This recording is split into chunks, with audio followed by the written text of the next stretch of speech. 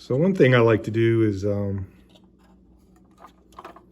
try to buy the undesirable stuff, turn it into something that's neat to me. I actually picked up this seminar, this 40-foot seminar boxcar. Got a little project that I'm doing, and for some reason these 40-foot boxcars always speak to me. They they got run some time ago. You really don't see them anymore. They're kind of outside of their usable life. But in our make-believe railroad world, I don't run 100% prototypical. I like to string together some stuff that's a little bit different, get a little color on the layout. Now this car happens to be, it's pretty fugly. But I think that with some decals that I have and some airbrushing and some minor cosmetics, I can make a pretty cool, car for my mythical Lake Erie and Midwestern Railroad. We can make a leaser and make a LEMX leaser. Maybe, use around the layout. Maybe there's a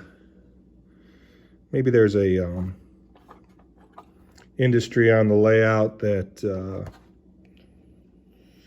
has a operating arrangement with a Lake Erie Midwestern and is leasing some cars just to ensure timely pickup. So let's see what we can do with this thing. I think we can turn it into something pretty darn cool.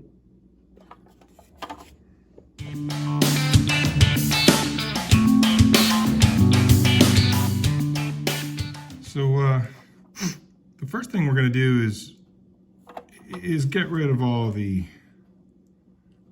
indicators that would let us know that this belongs to MTH. So we'll patch all this out. So the road number on this guy is MTH 2000. So what I'm going to do is I'm going to use that 2000 as the initial four numbers for the car itself. I don't have any decals created yet for the Lake Erie Midwestern. I am getting some made, and I don't mind if the cars have some differences down the road in terms of markings for the railroad itself. So if they're slightly different from car to car, that would be, to me, prototypical. As the railroad acquires other more financially solvent railroads, cast off cars, it would be believable that they wouldn't necessarily come in A, at the same time, and B, with the same paint and markings. A lot of these cash strapped short lines, they make do with whatever presents itself as a viable option. So I think that's what we'll do. We'll patch this stuff out. I'll patch out the MTH. I'm gonna leave that 2000 though. I think I can either do something cool with some decal numbers after it, or maybe some markings up top. We'll figure out something. Why don't we start, I'm gonna tape everything off and on both sides of the car, and we'll fire up the airbrush. Okay, got it all taped up. This is taped up good enough. It does not have to be perfect. These patch outs are never super tight. They're, patch jobs, they're really done really quick. They're usually pretty sloppy. We're only going to be taking out the MTH logo and the MTH lettering, as well as the seminar lettering on this side. We'll cover this up. I'm going to hit this with a little bit of primer. Just a little bit of primer over here.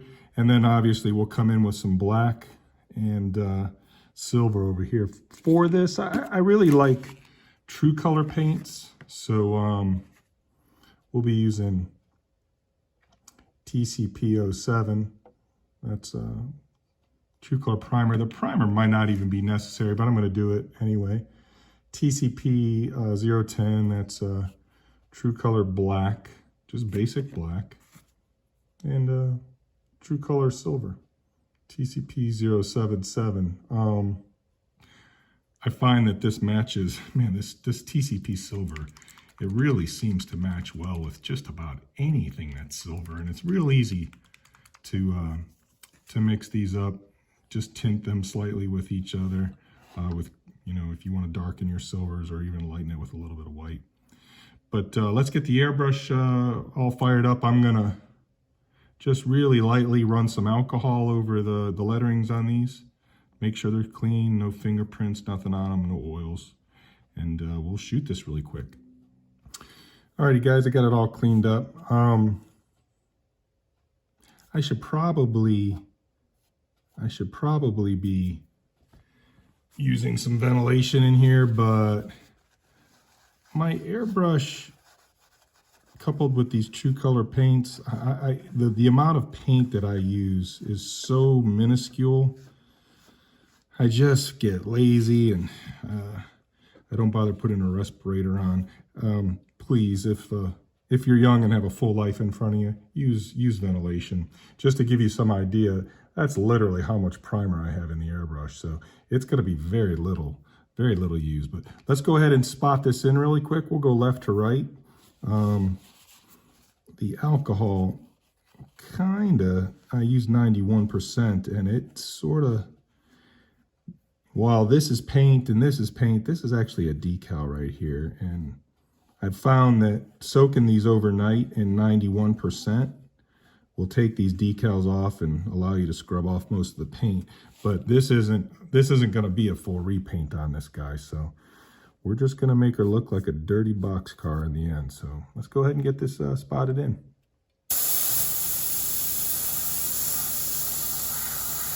I don't really need a ton of primer. I just want to get it enough on there so that I have something for the color to stick to. This will provide a nice base for it. On the silver, what I'm really looking to do, get those letters just started off, because the black's going to cover just fine. But down here on this silver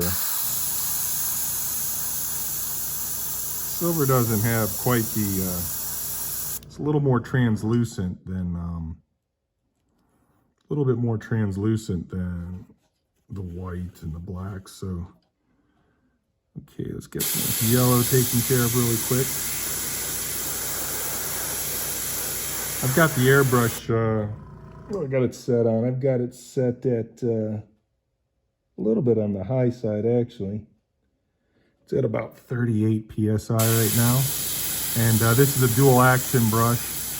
It is not an expensive setup. I think the compressor and the airbrush cost me, I don't know, 80 or 90 bucks shipped on Amazon. So